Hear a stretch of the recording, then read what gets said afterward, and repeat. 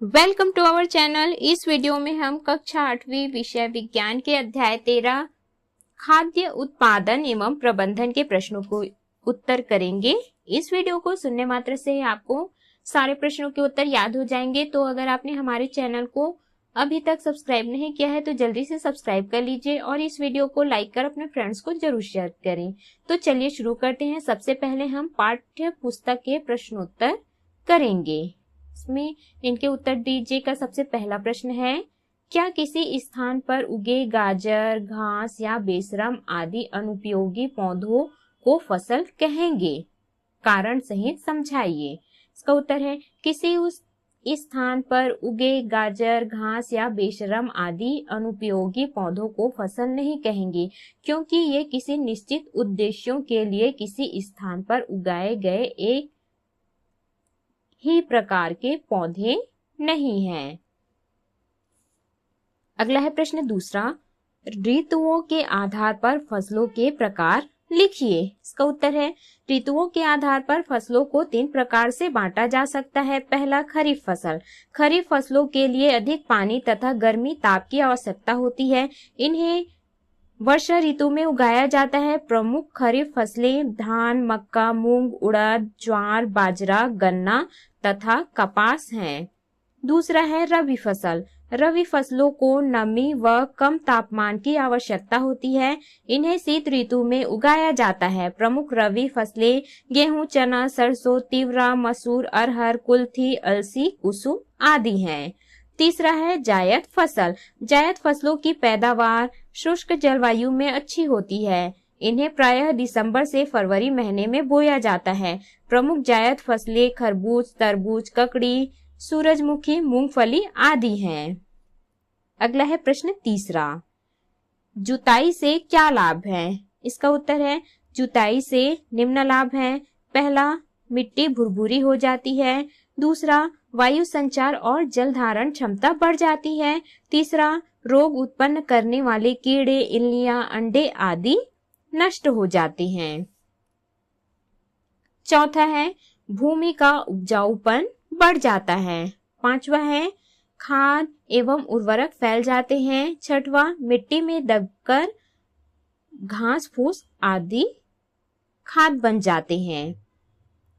प्रश्न चौथा है, जुताई के पारंपरिक और आधुनिक उपकरण कौन कौन से हैं? इसका उत्तर है, जुताई के पारंपरिक उपकरण देशी हल और मिट्टी पलट हल है तथा आधुनिक कल्टीवेटर और हैटा हैं। अगला है, इनके उत्तर दीजिए का पहला प्रश्न, बीजोपचार किसे कहते हैं, यह क्यों आवश्यक है? इसका उत्तर है, बुआई के पूर्व बीजों को रोगाणु मुक्त करने एवं उनमें शीघ्र अंकुरण के लिए तैयार की जाने वाली गतिविधियों को बीजोपचार कहते हैं। अगला है प्रश्न दूसरा, बीजों को उचित गहराई में बोना क्यों आवश्यक है? इसका उत्तर है, बीजों को उचित गहराई में बोना इसलिए आवश्यक है क्योंकि बीजों का उपचार अच्छी तरह से अधिक मात्रा में हो।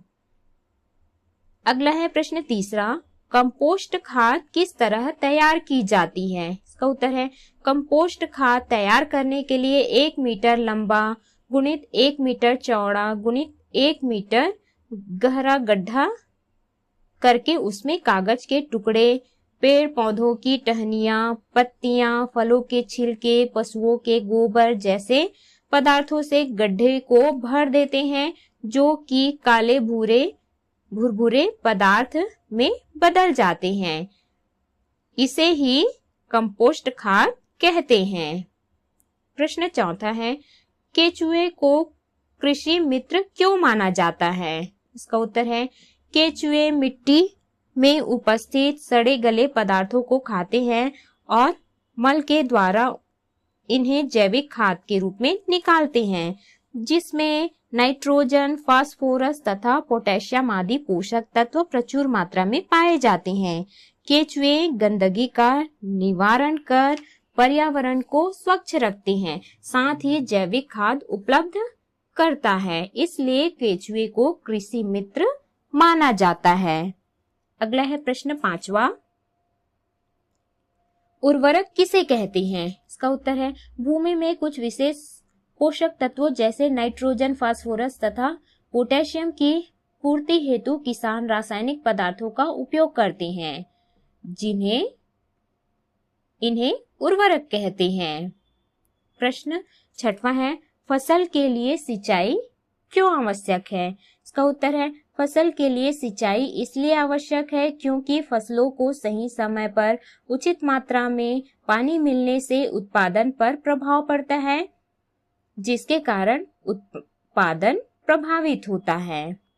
अगला है प्रश्न 7वां, आधुनिक सिंचाई पद्धतियां कौन कौन सी हैं? इसका उत्तर है आधुनिक सिंचाई पद्धतियां स्प्रिंकलर द्वारा तथा ड्रिप टपक सिंचाई द्वारा की जाती है। प्रश्न 8वां है क्या एक ही खेत में धान परवल की खेती की जा सकती है? कारण सहित लिखें। इसका उत्तर है नहीं, एक ही खेत में धान तथा परवल की खेती नहीं की जा सकती क्योंकि धान के फसल को अत्यधिक मात्रा में पानी की आवश्यकता होती है, जबकि परवल के फसल को कम मात्रा में पानी की आवश्यकता होती है। अत्यधिक मात्रा में खेतों में पानी होने पर परवल की फसल सड़कर गल जाएगी, इसलिए एक ही खेत में धान या परवल की खेती नहीं की जा सकती। अगला है इनके उत्तर दीजिए का पहला प्रश्न, गर्मियों में फल तथा सब्जियां जल्दी सड़ने लग जाती हैं और ठंड में अधिक समय तक ताजी रहती हैं, क्यों? इसका उत्तर है गर्मियों में फल तथा सब्जी जल्दी सड़ने लग जाती हैं क्योंकि सूक्ष्म जीव जैविक क्रियाओं को अधिक तेज कर देती हैं, परंतु ठंड में अधिक समय तक ताजी रहती हैं क्योंकि ठंड में सूक्ष्म जीवों की जैविक क्रियाएं मंद हो जाती हैं। प्रश्न दूसरा है खरपतवार किसे कहते हैं? खरपतवार नियंत्रण क्यों आवश्यक है? इसका उत्तर है खेतों में मुख्य फसल के साथ उग आए अनावश्यक पौधों को खरपतवार कहते हैं। खरपतवार फसल के साथ पोषक तत्वों, जल, स्थान तथा प्रकाश के लिए प्रतिस्पर्धा करते हैं, जिससे पौधों की वृद्धि कम हो जाती है। फलस्वरूप फसल की गुणवत्ता एवं उत्पादन प्रभावित होता है, इसलिए खरपतवार नियंत्रण आवश्यक है। अगला है प्रश्न तीसरा, पीड़कों से फसल की सुरक्षा कैसे की जा सकती है? इसका उत्तर है पीड़कों से फसल की सुरक्षा के लिए रासायनों का छिड़काव किया जाता है। पीड़कों का विनाश कुछ परजीवियों, परभक्षियों, जीवाणुओं तथा कवकों द्वारा भी किया जाता है। परभक्षी पक्षियों जैसे बगुला, बतख तथा सारस का जैविक कीट नियंत्रण में बहुत महत्व है। ये फसलों के कीटों को खाकर उन्हें समाप्त करते हैं। अगला है प्रश्न चौथा, कंबाइन यंत्र के क्या कार्य हैं? इसका उत्तर है कंबाइन यंत्र जिससे कटाई एवं गहाई दोनों कार्य किए जाते हैं। प्रश्न पांचवा है फसल उत्पादन का भंडारण किस प्रकार किया जाता है? इसका उत्तर है फसल काटने तथा गहाई के बाद अनाज के दानों या अन्य उत्पादों को अधिक मात्रा में संग्रहित तथा सुरक्षित रखना भंडारण कहलाता है। इसे भंडार गृह, गोदाम, कोठी, बिन धातु से बनी कोठी अथवा साइलो में भंडारित किया जाता है। अगला है अभ्यास के प्रश्न। प्रश्न पहला, सही विकल्प चुनकर लिखिए। पहला, उष्मायित यंत्र का उपयोग किया जाता है, तो इसका उत्तर है कुक्कुट पालन में। दूसरा है संकरण तकनीक है, इसका उत्तर है कृत्रिम निषेचन द्वारा वांछित गुणों वाले बीज प्राप्त करना। तीसरा है पशुओं के मल मूत्र तथा पेड़ पौधों के अपघटन से प्राप्त कार्बनिक पदार्थ कहलाते हैं, तो इसका उत्तर है जैव उर्वरक। चौथा है निम्नलिखित में से कौन सी विधि भूमि की उर्वरता बनाए रखने की विधि नहीं है, तो इसका उत्तर है घ, भूमि को कुछ समय के लिए परती छोड़ देना। अगला है प्रश्न पांचवा, निम्नलिखित में से किस मशीन का उपयोग फसल कटाई एवं गहाई दोनों कार्यों के लिए किया जाता है? तो इसका उत्तर है ग, कंबाइन। अगला है प्रश्न दूसरा, रिक्त स्थानों की पूर्ति कीजिए। पहला, कृत्रिम रूपों से तैयार की जाने वाली खाद को यहाँ पर आ जाएगा उर्वरक कहते हैं। दूसरा है, भूमि को समतल बनाने का कार्य पटला या सुहागा यंत्र से किया जाता है। तीसरा है, अनाज के दानों को भूसे से अलग करने की क्रिया उड़ावनी कहते हैं। चौथा, दुधारू पशुओं के आहार को अधिक पौष्टिक बनाने के लिए उसमें सरसों तथा कपास की खली मिलाई जाती है। 5वां, शहद प्राप्त करने के लिए मधुमक्खी का पालन किया जाता है। प्रश्न तीसरा है, निम्नलिखित कथन सही है या गलत पहचान कर सही कर लिखें। पहला, रबी फसलों की तुलना में खरीफ फसलों को ज्यादा पानी की आवश्यकता होती है। इसका उत्तर सही है। दूसरा, पीड़कनाशी एवं खरपतवारनाशी मनुष्यों के लिए नुकसानदेह नहीं है। इसका उत्तर है यह गलत है। पीड़कनाशी एवं खरपतवारनाशी मनुष्यों के लिए नुकसानदेह है। तीसरा, केंचुओं के से फसलों को नुकसान होता है। इसका उत्तर है गलत है। केंचुओं से फसलों को फायदा होता है। प्रश्न चौथा है, गेहूं हमारे प्रदेश की प्रमुख खरीफ फसल है। उत्तर है यह गलत है। धान हमारे प्रदेश की प्रमुख खरीफ फसल है। 5वां, मशरूम में कार्बोहाइड्रेट एवं वसा की अधिकता होती है। यह गलत है। इसका सही है, मशरूम में protein, vitamin B complex, vitamin C, खनिज लवण तथा रेसे प्रचुर मात्रा में होती है। अगला है प्रश्न चौथा, निम्नलिखित पर संक्षिप्त टिप्पणी लिखिए। पहला है, दुग्ध उत्पादन। देश में गाय तथा भैंसों की संख्या सर्वाधिक है। कृषि से प्राप्त पदार्थों में चावल के बाद दूध उत्पादन का दूसरा स्थान है। दुधारू पशुओं के पालन के लिए उनके उचित पोषण, देखभाल, संरक्षण एवं प्रजनन की आवश्यकता होती है। पशुओं को घास, सूखा चारा, हरा चारा के साथ सरसों तथा कपास की खली भी खिलाई जाती है, जिससे अधिक दूध प्राप्त हो सके। दूसरा है, मत्स्य पालन। बड़े स्तर पर मछली पालन मत्स्य पालन कहलाता है। मछली फार्म तथा मत्स्य स्फुटन तालाब को नर्सरी कहा जाता है। इन तालाबों में स्फुटन के पश्चात छोटी मछलियां विकसित की जाती हैं, जिन्हें संवर्धन हेतु बड़े तालाबों में डाल दिया जाता है, जहां उनके लिए उचित आहार, पर्याप्त ऑक्सीजन एवं प्रकाश की व्यवस्था होती है। समय समय पर मछलियां इनसे बाहर निकल जाती हैं।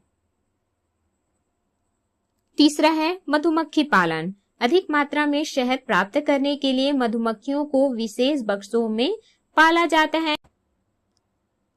कृत्रिम रूप में मधुमक्खियों के पालने की विधि को मधुमक्खी पालन कहते हैं। चौथा है, कुक्कुट पालन। अंडे एवं मांस प्राप्ति के लिए मुर्गी, बतख आदि पक्षियों को पालना कुक्कुट पालन कहलाता है। मुर्गियों को घरों तथा कुक्कुट फार्म दोनों जगहों में पाला जाता है। कुक्कुट को दिए जाने वाले भोजन में कीड़े मकोड़े, वनस्पति तथा कंकड़ रहते हैं। ये कंकड़ उनके भोजन को पीसने का कार्य करते हैं। इनके आहार में चूना पत्थर भी मिलाया जाता है, जो अंडे के कवच निर्माण में सहायक होता है। 5वां है, केंचुआ खाद। जैविक अपशिष्टों को शीघ्रता से अपघटित करने के लिए आजकल केंचुए का उपयोग किया जाता है। केंचुए मिट्टी में उपस्थित सड़े गले अपशिष्टों को खाते हैं और मल के द्वारा इन्हें जैविक खाद के रूप में निकालते हैं। 6वां है, मशरूम कल्चर। मशरूम एक कवक है। इन्हें विश्व में खाद्य पदार्थों की श्रेणी में एक विशेष स्थान प्राप्त है। मशरूम विशुद्ध शाकाहारी भोज्य पदार्थ है, क्योंकि इसे गेहूं का भूसा पैरा, कुट्टी या अन्य माध्यम में मशरूम के स्पॉन बीज मिलाकर बनाया जाता है। व्यावसायिक रूप से हमारे देश में मशरूम के 2 मुख्य किस्मों की खेती की जाती है, ढींगरी मशरूम एवं सफेद बटन या ओयस्टर मशरूम। 7वां है उर्वरक। भूमि में कुछ विशेष पोषक तत्वों जैसे नाइट्रोजन, फास्फोरस तथा पोटेशियम की पूर्ति हेतु किसान रासायनिक पदार्थों का उपयोग करते हैं, इन्हें उर्वरक कहते हैं। 8वां है शीत भंडार गृह। फलों, सब्जियों तथा आलू, प्याज, लहसुन, अदरक एवं अन्य मांसल तथा शीघ्र गलने वाले फसल उत्पादों को अधिक दिनों तक सुरक्षित करने के लिए कोल्ड स्टोरेज अर्थात शीत भंडार गृह में भंडारित किया जाता है। अगला है प्रश्न 5वां। निम्नलिखित कृषि यंत्रों का चित्र बनाइए। पहला है पारंपरिक हल, तो इस प्रकार से आपको पारंपरिक हल का चित्र बनाना है। दूसरा सरल बीज बेधक, आपको इस प्रकार से चित्र बनाना है। तीसरा है हैरो, तो यहाँ पर आपको इस प्रकार से चित्र बनाना है। प्रश्न 6वां है निम्नलिखित प्रश्नों के उत्तर दीजिए। प्रश्न पहला, कृषि विज्ञान से आप क्या समझते हैं? इसका उत्तर है मानव उपयोगी विभिन्न फसलों तथा जंतुओं के अधिक मात्रा में उत्पादन एवं प्रबंधन के तकनीकी ज्ञान को कृषि विज्ञान कहते हैं। प्रश्न दूसरा, आपको अपनी शाला की बागवानी में चने की फसल प्राप्त करनी है, इसके लिए आप कौन कौन सी कृषि क्रियाएं करेंगे? उन क्रियाओं के नामों को क्रमशः लिखिए। इसका उत्तर है हमें अपनी शाला में चने की फसल प्राप्त करने के लिए बागवानी की जुताई करनी पड़ेगी, पटला चलाकर उसे समतल करना पड़ेगा तथा उचित बीज का चयन कर उसमें बीज बेधन विधि से बीज को रोपित कर देते हैं। तत्पश्चात पानी की सिंचाई कर देंगे। इसके पूर्व कंपोस्ट खाद डालकर भूमि की उर्वरकता को बढ़ाते हैं तथा बाद में भी रासायनिक उर्वरक डालते हैं।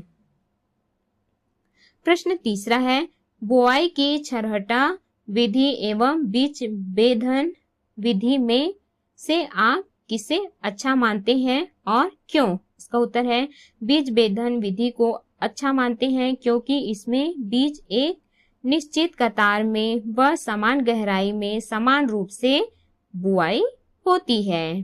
प्रश्न चौथा है सामान्य बीजों की तुलना में संकरित बीज क्यों उत्तम माने जाते हैं? इसका उत्तर है सामान्य बीजों की तुलना में संकरित बीज उत्तम इसलिए माना जाता है ताकि अच्छी पैदावार प्राप्त की जा सके।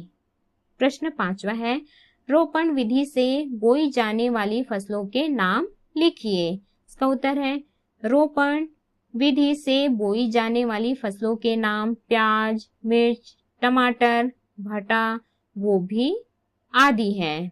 प्रश्न छठवा है सिंचाई की किन्हीं 2 नवीन तकनीकों के संबंध में संक्षिप्त जानकारी लिखिए। इसका उत्तर है सिंचाई की 2 नवीन तकनीक निम्न है। पहला स्प्रिंकलर अथवा बौछारी फव्वारा सिंचाई।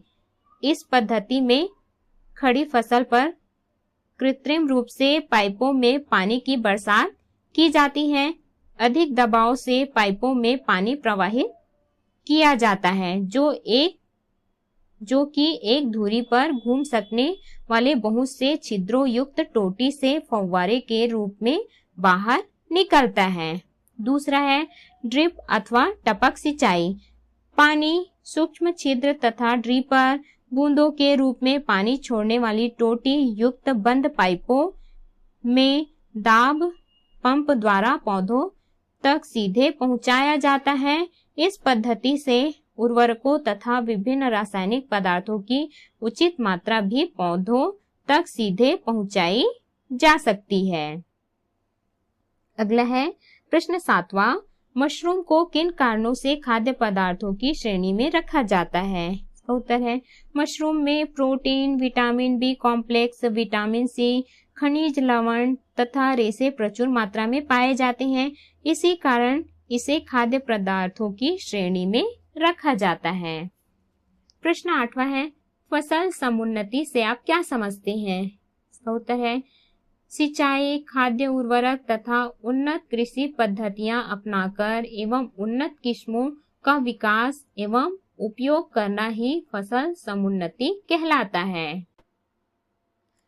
प्रश्न 9वां है, फसल चक्र से भूमि की उर्वरकता को किस प्रकार बनाए रखा जा सकता है? इसका उत्तर है एक ही फसल को बार बार बोने से भूमि की उपजाऊ शक्ति कम हो जाती है। भूमि के उपजाऊपन को बनाए रखने के लिए फसलों को अदल बदल कर बोना ही फसल चक्रण कहलाता है, जिससे भूमि की उर्वरता बनी रहती है।